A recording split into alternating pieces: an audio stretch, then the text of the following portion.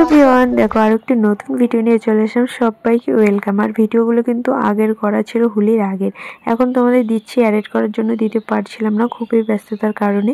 আজকে চলে এসেছি বসন্ত উৎসবে, আর ওই ভিডিওটাই তোমাদের সঙ্গে শেয়ার করছি। চলো কি কি হয় তো সবটাই তোমাদের সঙ্গে শেয়ার করবো। এই জায়গাটা বসন্ত উৎসব হবে, ওই জায়গাটা থেকে কিন্তু বেরিয়ে এখানে চলে এসে ভুটান গেটের সামনে। আর আমিও ডাইরেক্টলি অটোতে উঠে এখানে চলে এসেছি।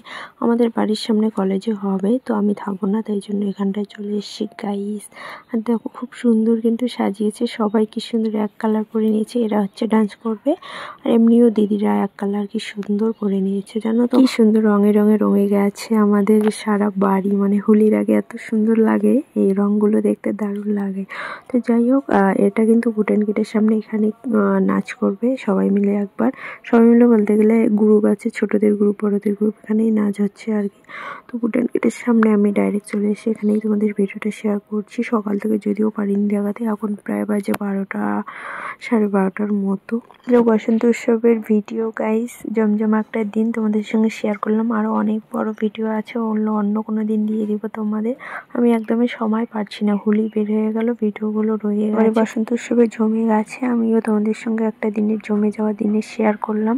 যাই হোক, পরের ভিডিওগুলো তোমরা দেখে নিও। আর জানি না আমার ভিডিওতে লাইক কমেন্ট করবে কি না, এত সবার ভিডিও দেখেছো, আমার ভিডিওটা অত ইন্টারেস্ট থাকবে না। Tata, bye bye.